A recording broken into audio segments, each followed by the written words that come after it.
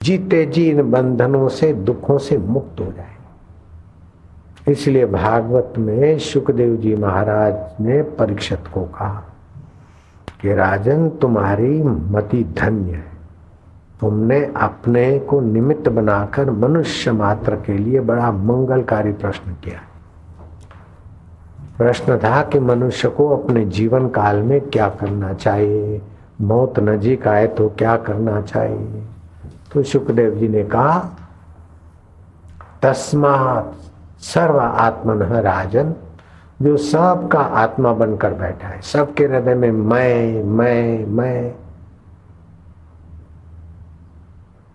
मैं रूप से जहां से चेतना स्फूर्ता है, तस्मात् सर्व आत्मनः राजन हरि अभिधीयते, जिसका चिंतन और ज्ञान सत्संग से पाप ताप दुख को जो हर लेता है, उस हरि का ज्ञान पा लेना चाहिए, हरि के गुणगान करने चाहिए, हरि में प्रीति करनी चाहिए। तस्मात् सर्वात्मनः राजन हरि अभिधीयते श्रोतव्य कीर्तितव्यस्य स्मृतव्यो भगवन्नाम।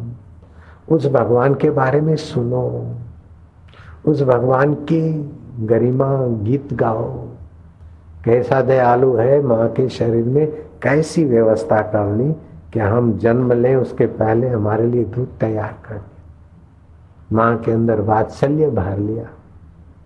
रोटी सब्जी तो रोज खाती थी, लेकिन हमारे जन्म होते ही उसी रोटी सब्जी में से दूध बना दिया। प्रभु तेरी लीला अपरंपार। ऐसे कई ऐसी सी घटना घटती है कि लगता है कि भगवान की कृपा और भगवान की लीला कैसी।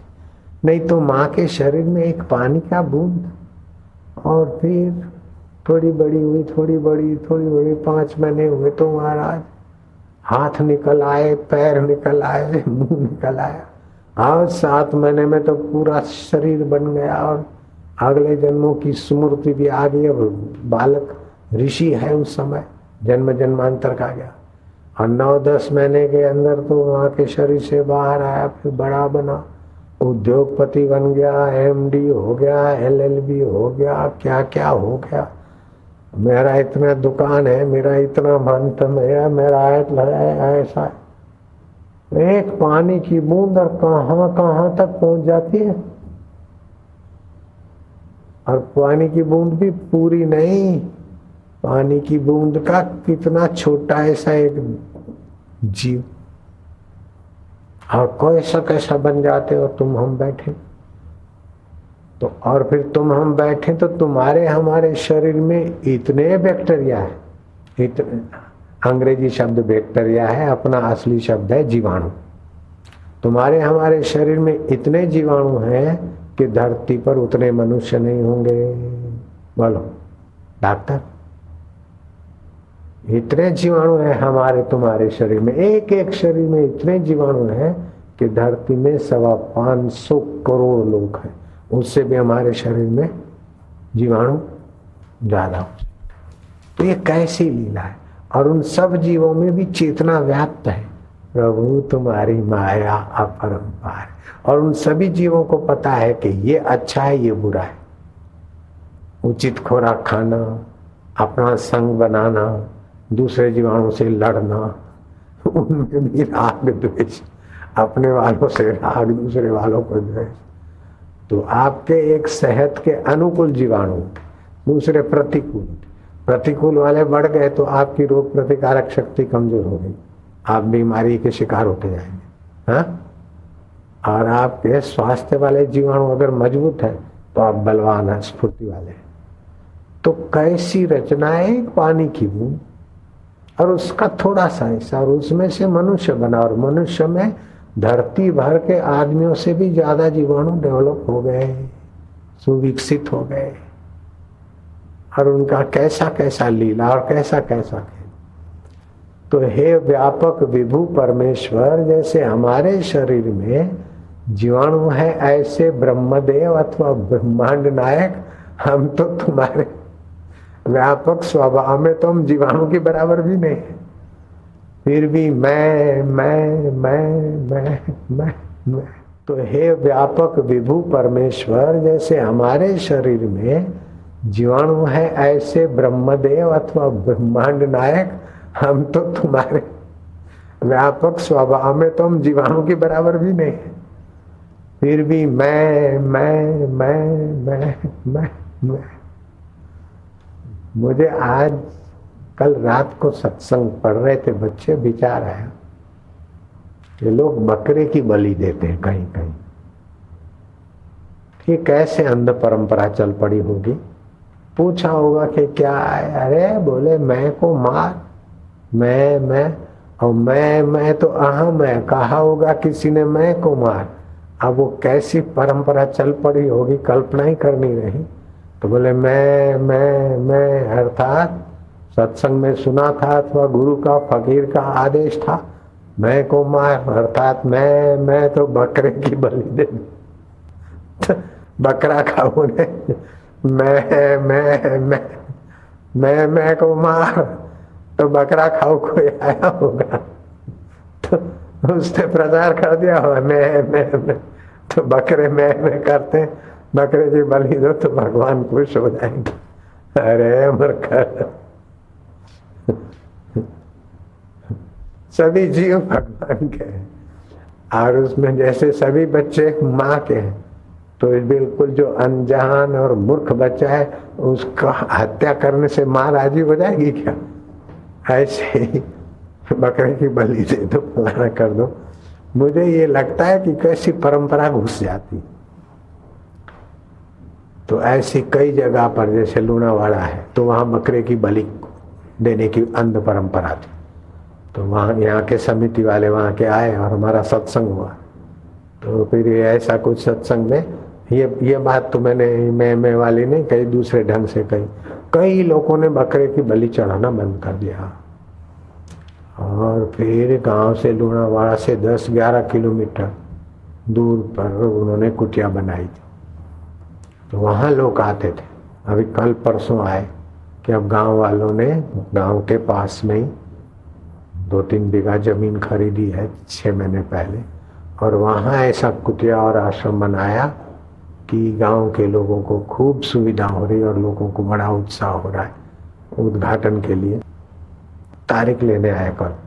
तो कहाँ तो बकरे की बलि देने की परंपरा थी और कहाँ वो लोग कुटिया और आश्रम बना रहे हैं और मेरे को उद्घाटन के लिए समिति के जानकार समझदार लोग बुलाने को आए। तो जहाँ अंध परंपरा चलती है वहाँ अच्छी परंपरा के लोग भी तो होते हैं। तो दूर दूर इलाकों में देहातों में जहाँ मैं को मार, तो ऐसा कहीं हुआ होगा, ये मेरी अपनी कल्पना है। तो जैसे बुद्ध से पूछा गया कि आखिर क्या है, उसके बाद क्या सत्य क्या है, तो चुप हो गए। चुप हो गए माना कुछ नहीं, शून्य। अगर शून्य ही सत्य होती तो शून्य को शून्य कौन जानता है? कुछ नहीं को जानने वाला तो कोई होगा। तो यहाँ आद्य शंकराचार्य ने कहा कि बुद्ध चुप हो गए तो दूसरों ने सोचा कि आखिर सत्य क्या है?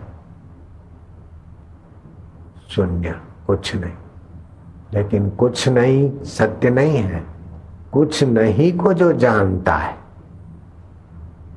वो शुद्ध चैतन्य परमात्मा। कोई फुरना नहीं, कोई भय नहीं, कोई चिंता नहीं, कोई शोक नहीं, कोई पाना नहीं, कुछ खोना नहीं।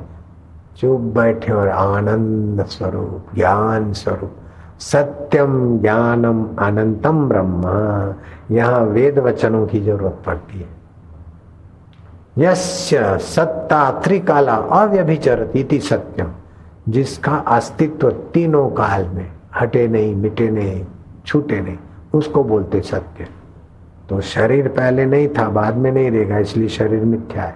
लेकिन मैं पहले था, अभी है, बचपन में था, अभी है, जवानी में है, बुढ़ापे में, मरने के बाद भी रहेगा।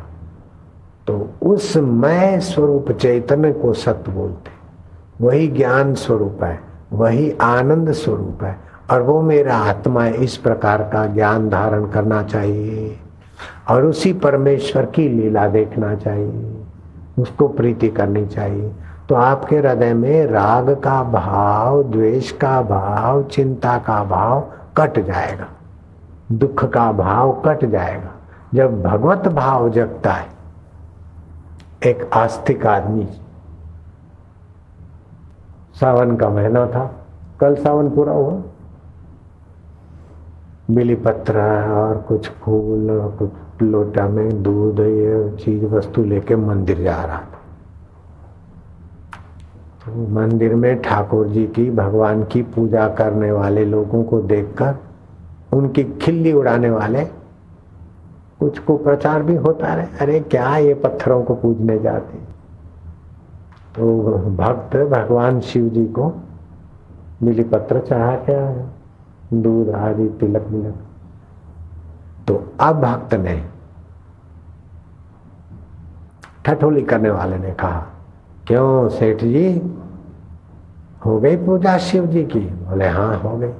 तो शिव जी ने तुम्हारे बिली पत्र और जल और दूध स्वीकार कर लिया?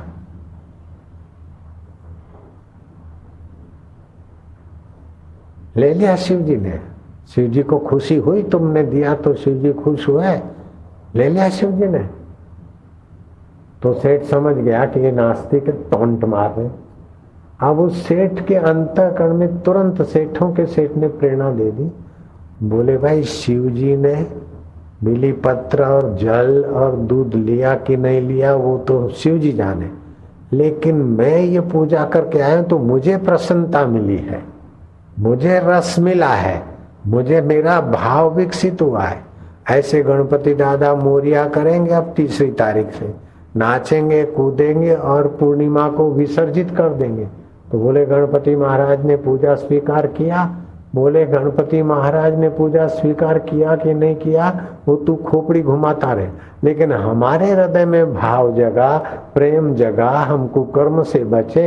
न गणेशात परो वशी, इंद्रियों को वश करने में गणेश जी से बढ़कर कोई किसी का नाम नहीं आता।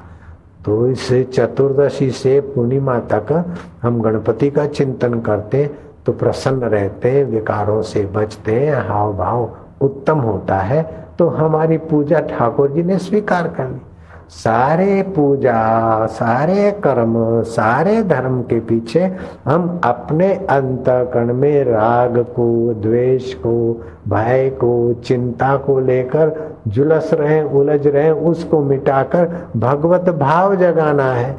तो गणेश जी की स्थापना करना भी अच्छा है, गणेश जी का विसर्जन भी करना कोई बुरा नहीं है। ऐसे ही झूलेलाल जी के लिए स्थापना करते, विसर्जन करते, आयो लाल झूलेलाल नाचते हैं। तो लेडी लेडे नाचे और एक दूसरे के शरीर के प्रति बुरी नजर करे, इससे तो अच्छा है आयो लाल झूलेलाल झूले झूले गणपति दादा मोरिया, अच्छा है। अंबाजी गर्भ, वो तो माँ का चिंतन होता है। तो ये गरबे आदि वैसे जो विदेशों में नाचते हैं, रॉक और पॉप म्यूजिक से झूमते हैं, झूम बराबर झूम शराबी, वो तो सत्यानाश कर देता है। इससे तो माँ की स्मृति में, गणेश जी की स्मृति में, झूलेलाल की स्मृति में, अथवा नमः शिवाय ओम नमः शिवाय, नमः शिवाय ओम नमः शिवाय ओम नमः शिवाय नमः, बम बम बम ओम नमः शिवाय,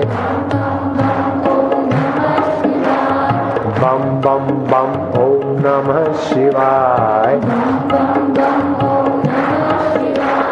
नमः शिवाय ओम नमः शिवाय। ये शिव शिव शिव ओम बम बम बम ओम नमः शिवाय। अब ध्यान देना, शिव जी का नाम है, वातावरण सात्विक होगा, ओमकार का उच्चारण, फिर बीच में बम बम आता है। शिव जी की विशेष पूजा सावन महीने में होती है, और सावन महीने में अजीर्ण और वायु प्रकोप होता है, और बम बम बीज मंत्र से अजीर्ण और वायु प्रकोप को शांति मिलती है, और बिली पत्र से भी वायु प्रकोप शांत होता है। तब शिव जी ने पूजा स्वीकार किया कि नहीं किया वो तू गिनता रहे, लेकिन हमारा तो आयु आरोग्य पुष्टि प्रसन्नता हुई, हमारा काम तो हो गया। तो शिव जी ने पूजा स्वीकार कर ली, हम मान लेते हैं। बाकी का खोपड़ी तू चलाता रहे। ऐसे ही कृष्ण कन्हैया लाल की। तो हमारे चित्त में भगवताकार भाव होता है। रण छोड़ अम्बे माँ द्वारिकाधीश बोलो रामा पीर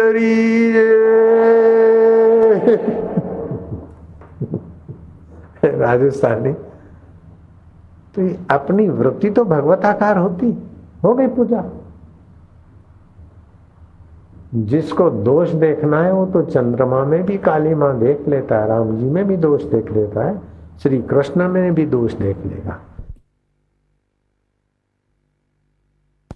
दोषारोपण करना और किसी के लिए कुछ का कुछ अफवाह को प्रचार करना ये कोई बहादुरी नहीं है।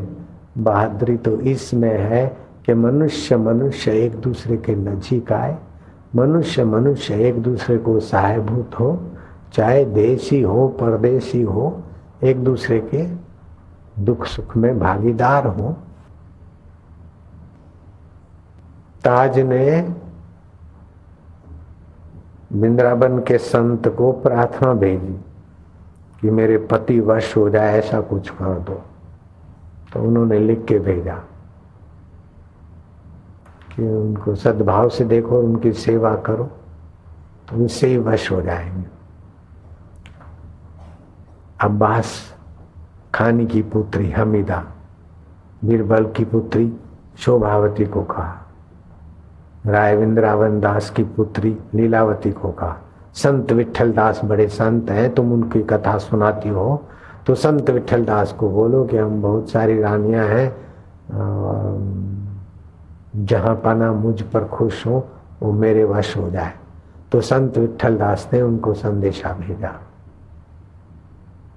कि तुम निष्काम भाव से सेवा करो और उनकी भलाई चाहो और उनका मंगल चाहो, सद्भाव प्रेम करो तो अपने आप वश हो जाएंगे। वशीकरण मंत्र प्रेम को ये तुलसी ये बात का जब ताज को थोड़ा स्वभाव में बदलाहट हुई और फिर बात का उनको पता चला अकबर को, तो अकबर को भी अपने टूने टोटके और ताबीज बांधने वाली विद्या वालों से नफरत हुई और संत विठल दास जी के पास जाने की आज्ञा दे दी ताज को। और ताज ने वहां से दीक्षा ली और भगवान कृष्ण की भक्ति में ऐसी रंग गई कि श्री कृष्ण उसके पूजा स्थली में प्रकट होते और वार्तालाप होती। ये कथा तुमने पहले सुनी होगी। तो वार्तालाप होती तो वो उस वार्ता का आवाज सुनकर दूसरी रानियों ने अकबर के कान भर के, और हिंदू रानी जोधाबाई ने भी अकबर को भिड़ाया। तो अकबर ने आकर दरवाजा खटखटाया। स्त्री जात को अकेला छोड़ने का यही नतीजा है कि किसी पराये पुरुष से मेरे ही महल में और गैर पुरुष के साथ बातें करती। कौन था पुरुष? बोले पुरुष तो थे लेकिन गैर नहीं थे। तो कौन था? बोले सभी का दिल दिमाग जिससे चलता है, दिल जानी जो परमात्मा अल्लाह खुद खुदा है, वही श्री कृष्ण रूप होकर प्रकट भी होते, अंतर्धान भी होते। उन्हीं से मैं वार्ता करें। सच है कि हाँ, इसका क्या सबूत? आप प्रार्थना कीजिए। और तो अंतर्धान हो गए। तो अकबर ने प्रार्थना की कि हे खुदा ताला, हे भगवान कृष्ण, अगर तुम्हारी भक्तानी की लाज रखनी हो, इसकी बात सत्य हो, तो मुझे चिराग जल जाए तो मैं मानूंगा कि आप ही आए थे, गैर मर्द नहीं था, आप ही मर्दों के मर्द हैं अल्लाह। उसकी प्रार्थना और ताज की भी प्रार्थना देखते देखते एकाएक बुझे हुए दिए जल गए। कृष्ण कन्हैया। तो जैसे राम सेतु को तोड़ने के लिए मशीन गया तो मशीन टूट गया, उस मशीन को निकाल, जो कोई पुर्जे पुर्जे फंस गए, उस मशीन को निकालने के लिए दूसरा मशीन, उस पर हनुमान जी लिखा था। कुछ आगे गया वो तो हनुमान लिखा था, थोड़ा बहुत गया लेकिन उसको भी फंसना पड़ा।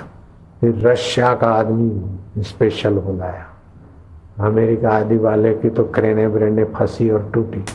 फिर रशिया से जानकार बुलाया और उसने भी अपना आजमाया, वो भी गोडे तोड़वा के बाहर चला गया राम सेतु पुल में। ऐसी कौन सी लीला है, कौन सी शक्ति, ये ईश्वर की कृपा करुणा लीला देखकर आपको भगवान के सत्ता की स्मृति हो, भगवान की महिमा की स्मृति हो।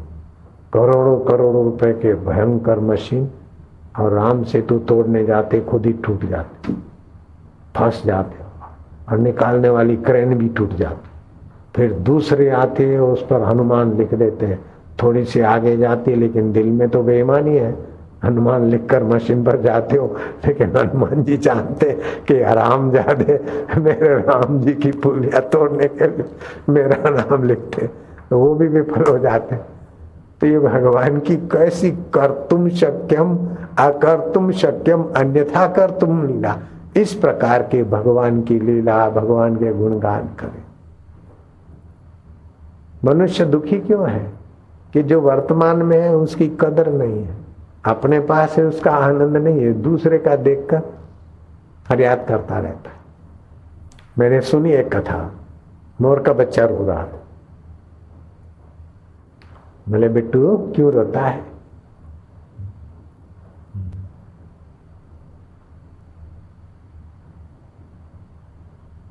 तो बोले वो देखो मैना का बच्चा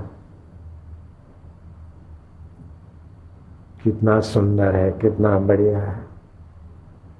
तो बोले चल मैं ले चलती हूँ। गए तो मैना का बच्चा रो रहा था। मैना पूछ रही तू क्यों रोता है? बोले वो मोर कितना सुंदर है, मोर का बच्चा कितना अच्छा लगता है। तो मोर का बच्चा समझता है कि मैना का बच्चा बढ़िया है, मैना का बच्चा समझता है मोर का बच्चा बढ़िया है। सेठ समझता है कि ऑफिसर को मौज है, ऑफिसर समझता है सेठों को मौज है। माया बोलते कि आदमियों को मजा है, आदमी बोलते गृहणियों को मजा है। वशिष्ठ जी भगवान बोलते न स्त्री होने में सुख है न पुरुष होने में सुख है, न नान्यतर होने में सुख है,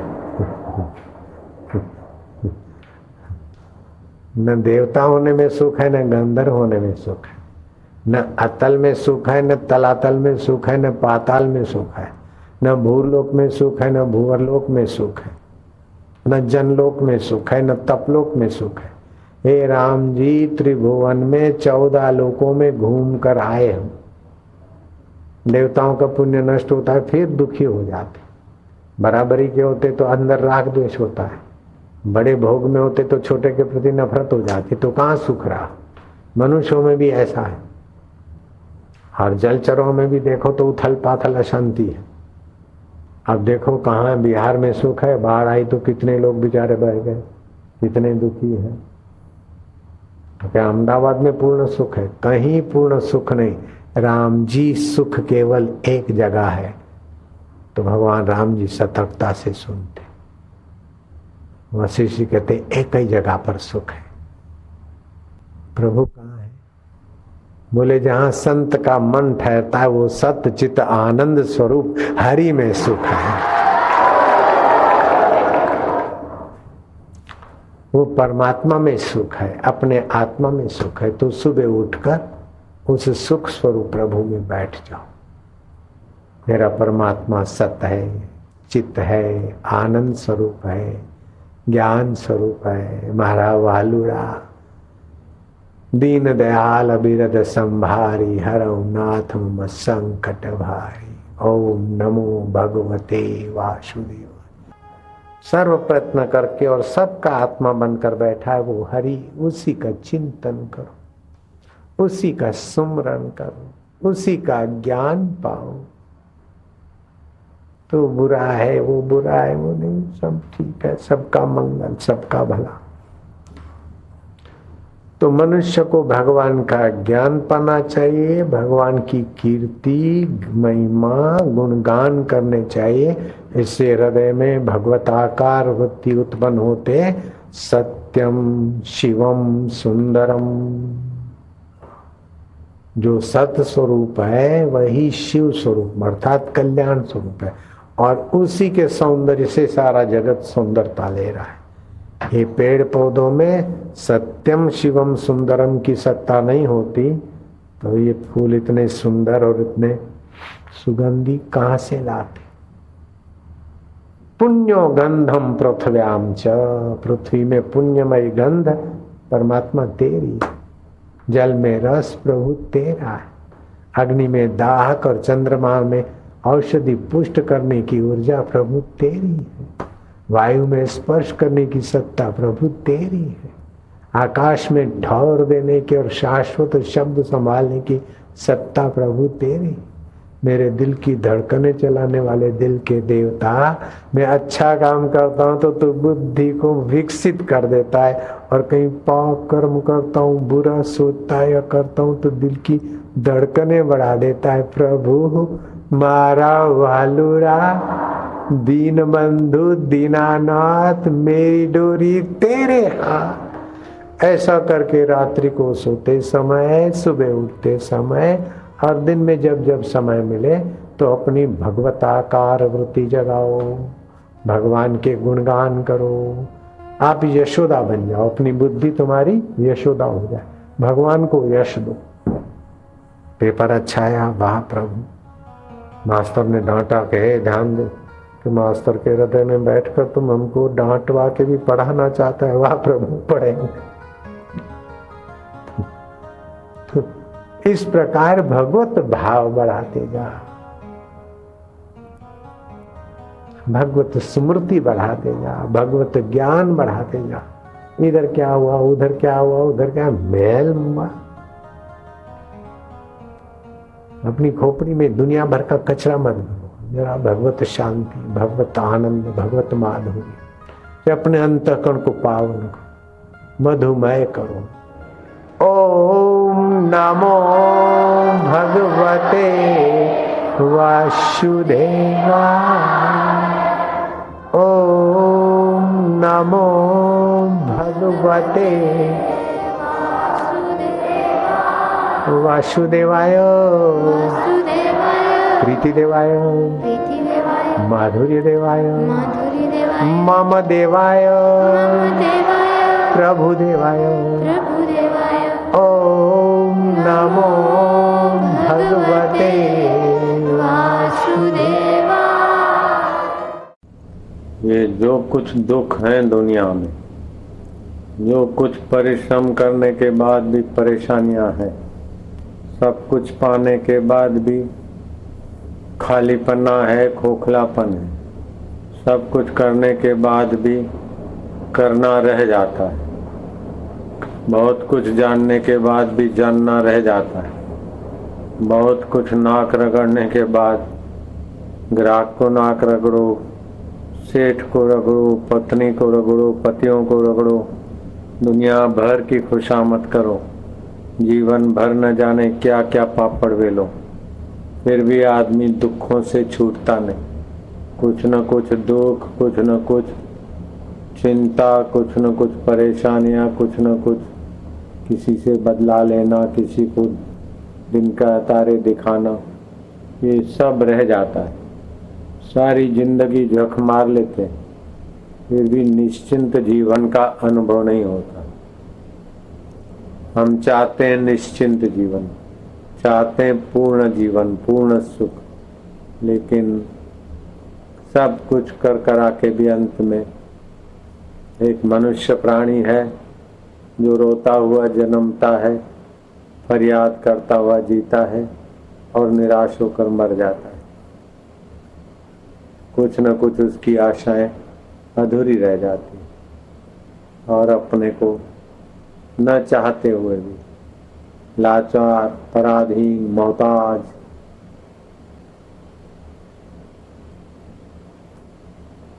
मृत्यु की गोद में ढल जाता है। इसके पीछे क्या कारण?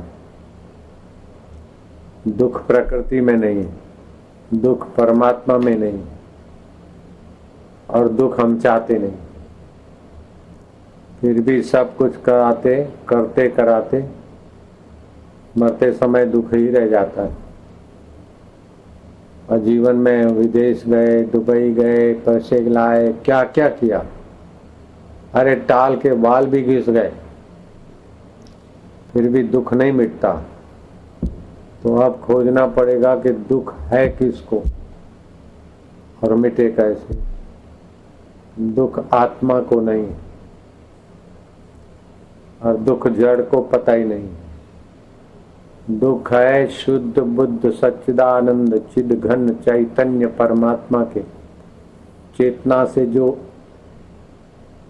स्फुरना हुआ, अपने चेतना का ज्ञान और स्फुरना बहिर्मुख हुआ और बाहर की परिस्थितियों से जुड़कर अपने को मान बैठा, उसी का नाम है अहंकार। अहंकार विमुढ़ आत्मा भी उपसर्ग है। अहंकार से जो विमुढ़ हो गए, ठीक तरह से मूर्ख हो गए। कर्ता अहमिति मन्येत, जो कुछ क्रियाकलाप हो रहा है, सूरज अपनी जगह पर है, फिर भी उसके अस्तित्व मात्र से सूर्यमुखी कमल खिलता है, पक्षी चहचहाने लगते हैं, वातावरण में जीवनी शक्ति का प्रादुर्भाव और आकाश गंगाएं बहने लगती अपने अपने माहौल वातावरण की। सूर्य अपनी जगह पर, फिर भी पृथ्वी के जीवों पर लाखों करोड़ों माइल दूर होते हुए भी असर पड़ती।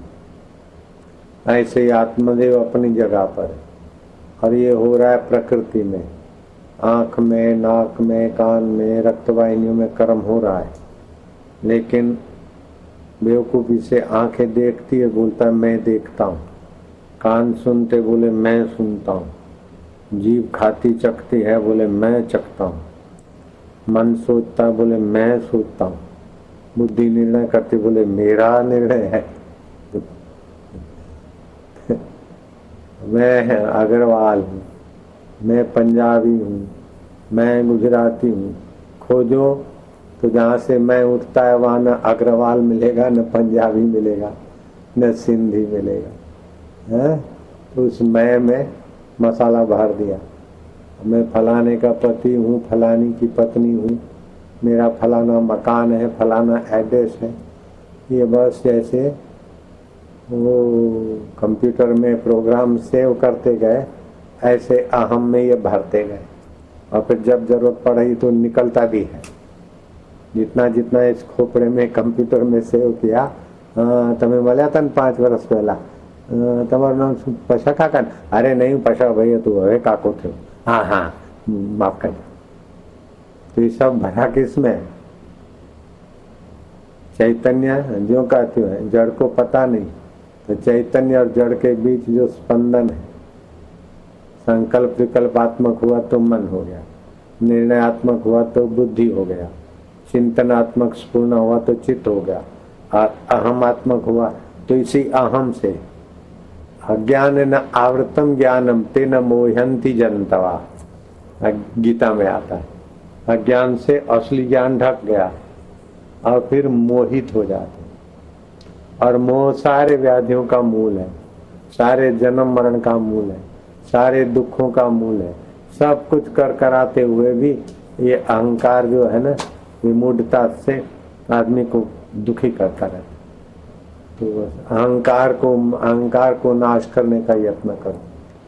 इसीलिए भक्ति मार्ग वाले भगवान के आगे दंडवत करते हैं, गुरु भक्त गुरु के आगे झुकते हैं, गणपति वाले गणेश की मूर्ति बनाकर झुकते हैं।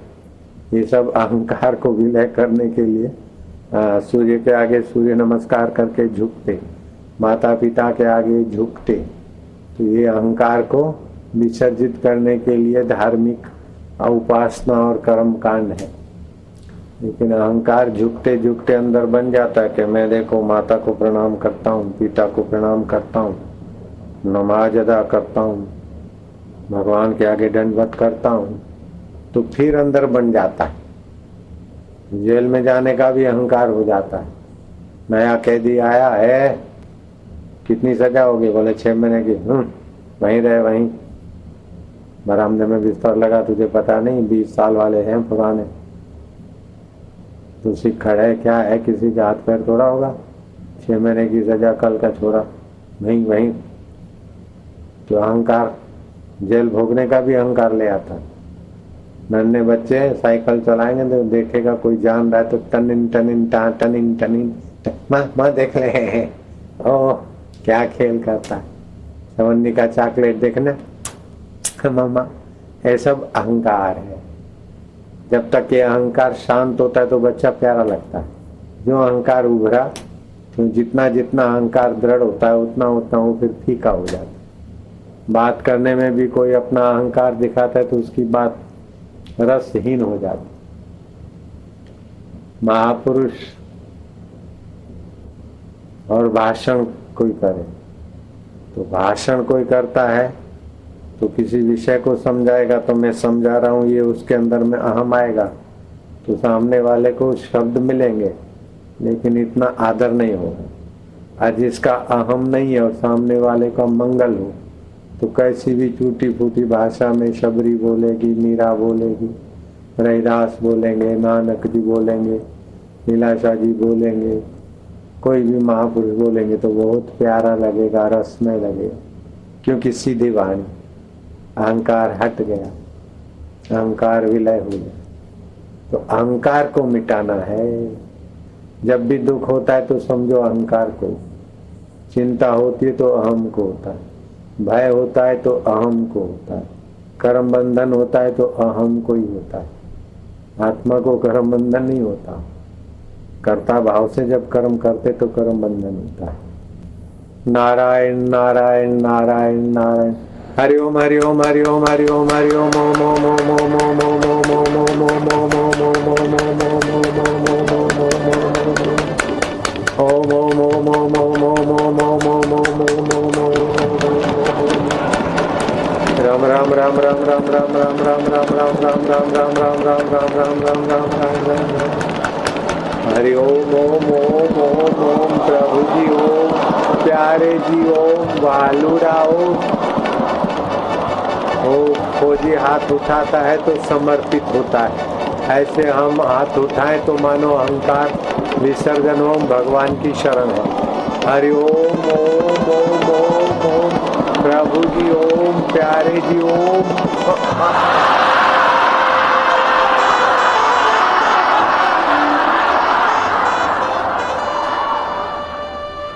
दिन में 1-2 बार ऐसा करके हम भगवान को समर्पित हैं। तो भगवान को समर्पित होकर अहंकार विलय करना, ये भक्ति मार्ग। ध्यान भजन करके अहंकार को भगवान में शांत करना, ये योग मार्ग। शिव भक्त बोलेगा शिव जी की पूजा के बिना आनंद नहीं आएगा। शिव की पूजा करते करते थोड़ा अहम विसर्जित होता, बड़ा आनंद आता। वैष्णव विष्णु जी की पूजा के बाद कुछ आनंद का एहसास करते, अहंकार थोड़ा विलय हुआ। माता पिता का भक्त माता पिता की सेवा करके थोड़ा अच्छा महसूस करते। गुरु का भक्त प्रातः काल उठ रघुनाथा, माता पिता गुरु नावई माथा। दोनों भाई पग चंपी करत है, कौन के? राम और लक्ष्मण। अहंकार विसर्जित होता है। राम लक्ष्मण जान की जय बोलो हनुमान की। जहाँ अहंकार विसर्जित हुआ वहाँ परमात्मा स्वभाव जागृत हो जाता है। तो कुल मिलाकर अहंकार को मिटाना है। अहंकार में ही द्वेष है, बदला लेने की भावना, लांछन, भय, सब मसाला अहंकार में रहता है। इसलिए अहंकार को मिटाओ तो सब मिट जाएगा। बोले मन नहीं लगता भगवान में, अरे अपने मैं को लगाओ तो अपने आप मन लगेगा। जिसे मैं बोलते हो, वो मैं कौन हूँ, ऐसा खोजने से भी वो मैं रूपी अहंकार विलय हो जाएगा। जैसे रस्सी दिख रही है उसको खोद, सांप दिख रहा है तो उसको खोजो तो सांप गायब हो जाएगा, रस्सी मिलेगी। ऐसे ही अहम को खोजोगे तो अहम गायब हो जाएगा, परमात्मा शांति मिलेगी। उस परमात्मा का चिंतन दुखों को हारने वाला है। चिंतन भगवान का चिंतन अहंकार के परत को हटाकर गहराई में ले जाता। उसी भगवान का ध्यान, भगवान की प्रीति। तो कई प्रकार के धर्म, मजहब, पंथ है। मुसलमान कहेगा बांग पुकारेंगे, अल्लाह की बंदगी करें, उसको आनंद आएगा। थोड़ा अहंकार, सजदा करने से थोड़ा सा तो उसको अच्छा लगता है। शैव शिव जी को प्रार्थना करते हुए उसको अहंकार थोड़ा अच्छा लगता है। गणपति का पूजा वाला भी अनजाने में थोड़ा अहंकार ढीला होता है। ऐसे गुरु भक्त मुक्तानंद स्वामी हो गए, बोले शैव को शिव, शिव के पूजन से जो आनंद आता है, वैष्णव को विष्णु के पूजन और ध्यान से, शाक्त को शंकर से, सौर्य को सूर्य भगवान की, गणपत्य को गणपति जी से, ऐसे ही मुझ मुक्तानंद को अपने गुरुदेव के चिंतन से, ध्यान से वही सच्चिदानंद का सुख मिलता। तो सच्चिदानंद तो एक है, लेकिन जिसके प्रति तुम्हारा सद्भाव है उसके प्रति वो अहंकार की परतें हट जाती, फायदा होता है। गुरु भक्त एकलव्य को हो गया चमत्कारिक फायदा, ध्रुव को हो गया नारद जी से फायदा, गदाधर को हो गया फायदा तोतापुरी गुरु से, नरेंद्र को हो गया फायदा रामकृष्ण से। तो जिसका जिसके प्रति आस्था होगी, प्रीति होगी, और सामने वाला जितना ऊंचा आत्मा है उतना ही हमारा अहंकार विलय करने में उनकी मदद मिलती, बड़ा आनंद आता है। मूर्ति में तो भावना करनी पड़ती है भगवान है, लेकिन गुरु तो सामने दिखते और उनके अंतःकरण का भगवान प्रकट हुआ तो मैं मेरे गुरु जी को देखते ही आनंदित हो जाता, ज्ञान भी मिलता।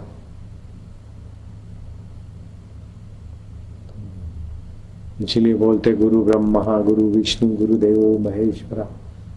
ब्रह्मा जैसे सृष्टि करते ऐसे संस्कार का सिंचन करते, विष्णु की नाई पालन करते सद्भाव का, शिव जी के नाई हमारे अहंकार का संहार करते। गुरु साक्षात पर ब्रह्म तस्मै से गुरुवेदम है। तो अहंकार को विसर्जित करना है। अहंकार कई तरीकों से बनता है, ऐसे विसर्जित भी कई तरीकों से होता है।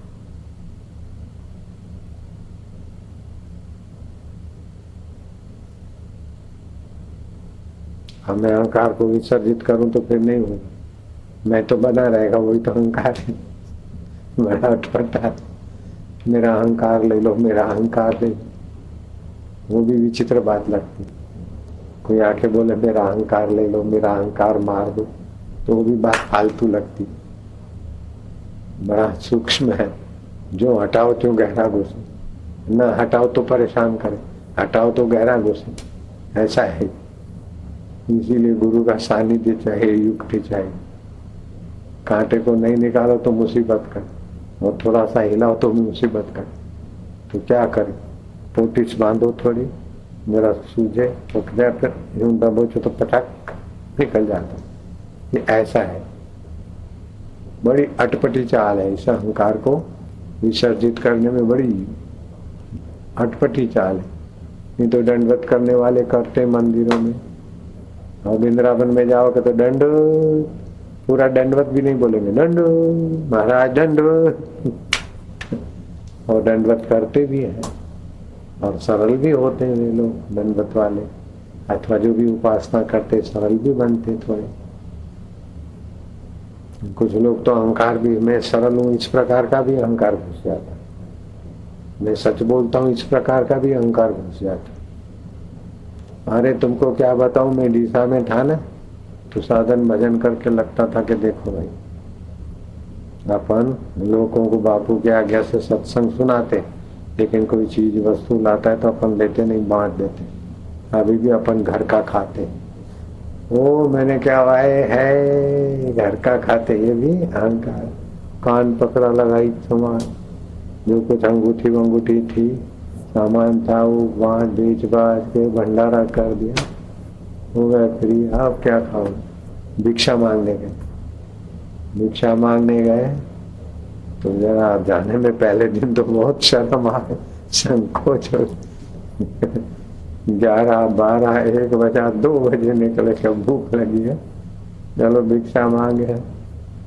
किसी माई के द्वार बार देखा कि रोटी गर्मा गर्म फुल्का उतर रहा है, उसको पता नहीं कि हम सिंधी जानते।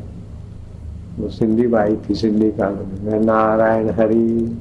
वो भाई ने सुनाई, अट्टा कट्टा टमाटे जैसा आवाज कमाने में जोर आता है। पड़ोस से आटा मांग के आए हूँ, पहला फुल्का देख के आंखें डाल दी मुंह ने, चल चल चल। ऐसा सुना है माई ने, लगा के देख अब दुख किसको होता है। दुख हमको होता है, अपमान हमका होता है कि आत्मा का होता है कि शरीर का होता है। थोड़ा आगे गया तो कोई माई जानकार थी, अरे अरे अरे लसा बापू का साधक है। दूसरे दिन गया तो कहे ऐसा ही कॉलोनी में कोई खीर बना के बैठा है, कोई मालपुए पूरी क्या क्या झाँक रहे हैं, बस जैसे कोई दिख गया और सब तैयार हो गए। महाराज इधर इधर, बाबा माफ कर, भर दिया कर मंडल। तो रास्ते में भिखारी थे, उनको बांटते बांटते अपने हिस्से का लेके फिर देखा कि ये भी झंझट भर गया। छोड़। इतने में तो मेरे गुरुजी को लोगों ने समाचार भेजे कि साईं आपका साधक है, हम आपके शिष्य हैं, हमारा गुरु भाई रोटी के लिए कॉलोनी में भूख भीख मांगे। हमारे इज्जत का सवाल है, शर्म आती है हमको। हम रोज एक टिफिन भेज देंगे किसी के घर से भी, अथवा तो भिक्षा लेनी तो कभी किसी के घर से तैयार टिफिन जाएगा। साईं ने उत्तर दिया कि तुम छोड़ो, वो होशियार है और होशियार बनेगा, उसको जो आज करता है ठीक है। ये बात फिर भक्तों ने मेरे को बताई। मैं क्या हश, ये जो अंदर से अहंकार मिटाने के लिए जो करवाता है भगवान किया।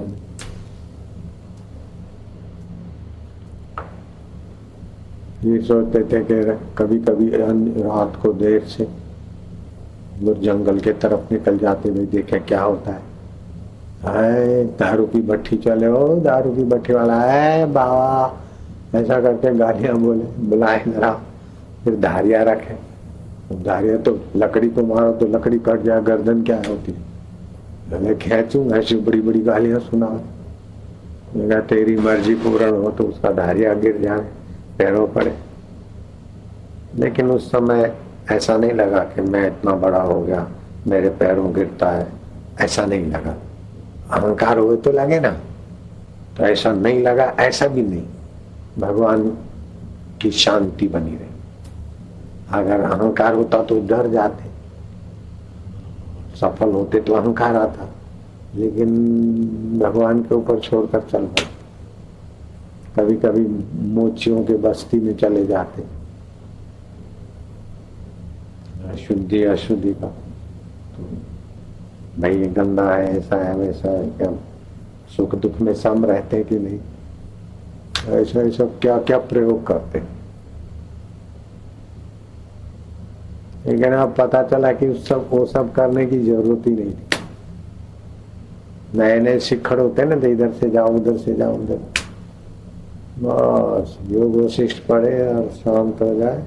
मैं कौन हूँ, जब भी दुख सुख आए तो उसको देखे, तो जब दिखता है तो देख जाओ, चैतन्य देखता है, और जो दिखता है वो माया है, दुख सुख अहंकार में होता है। उसको भी जो जानता है उसकी स्मृति आ जाता है, एकदम काम सरल हो जाता है। कुछ लोग पुरानी बातें याद करके दुखी होते रहते, ये अहंकार है।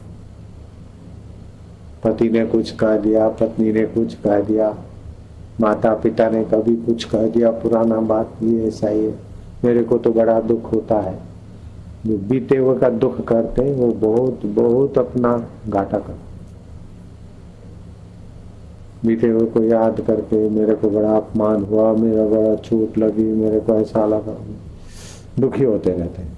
तो जब भी दुख आए तो समझ लेना कि अपनी मान्यता, अहंकार ने कोई मान्यता पकड़ी है और उसको चोट लगी।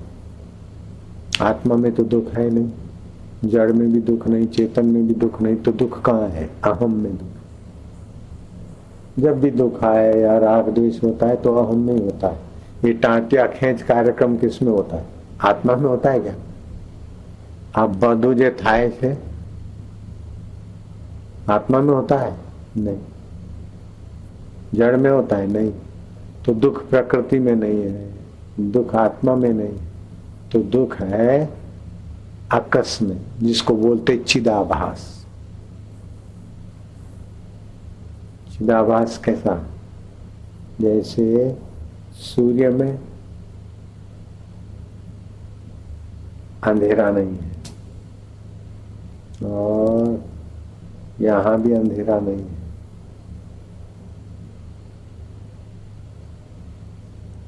यहां कोई पानी की थाली पड़ी है अथवा आईना पड़ा है, तो सूर्य का प्रतिबिंब पड़ा और प्रतिबिंब से दीवार पर उसका अकस पड़ा, रिफ्लेक्स पड़ा, उसको बोलते चिदाभास। ऐसे अंतःकरण है और वहां चैतन्य है और उसका अकस पड़ा बुद्धि वृत्ति पर। ये नाड़ियां सूक्ष्म है, बुद्धि वृत्ति। तो जैसे भाला की नोक पे चमक हो किसी चीज की, ऐसे बुद्धि की वृत्ति में जो आकाश है चैतन्य का, उसको बोलते चिदाभास। जैसे इतनी सारी बैटरी है, बल्ब इतना है, कितना उसका प्रकाश होता है, ऐसे बुद्धि वृत्ति पर जो आकाश होता है उसको चिदाभास। वो वृत्ति व्याप्ति, एक होती है वृत्ति व्याप्ति, दूसरा होता है फल व्याप्ति। जैसे वृत्ति घटाकार वृत्ति बनी तब घड़ा दिखेगा, अब ये केबिनाकार वृत्ति बनी तब केबिन दिखेगी, केबिन दिखते केबिनाकार वृत्ति बन गई, तो वृत्ति के साथ साथ वो चिदाभास चैतन्य का होगा। जैसे बैटरी मारी कोई चीज दिखी तो प्रकाश है ना, ऐसे ही अपनी वृत्ति में, वृत्ति के अग्रभाग में, जैसे बैटरी के आगे भाग में प्रकाश होता है, ऐसे वृत्ति के अग्रभाग में जो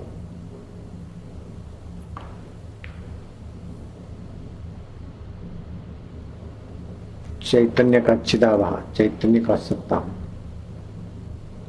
तो चैतन्य तो भरपूर है, लेकिन वृत्ति होती ना उसके अग्रभाग में उसका आकाश पड़ा। जैसे सूर्य तो सब जगह है, जहाँ आईना ले जाते हो तो प्रतिबिंब इधर उधर घूमता रहता है आकाश। ऐसी वृत्ति कान के तरफ गई तो सुना, नहीं तो नहीं सुनेगा। वृत्ति किसी के तरफ मन में गई तो सुना, नहीं तो फिर नहीं सुना। तो जहाँ वृत्ति व्याप्ति वहां फल व्याप्ति होती, जहां जहां वृत्ति व्याप्ति होती वहां હું તો ભૂલી ગયો, મેં સાંભળ્યું નહીં બરાબર. હારે કે શું કરે, શું ભણે છે? ધ્યાન રાખને, ध्यान રાખવાના वृत्ति में फल व्याप्ति।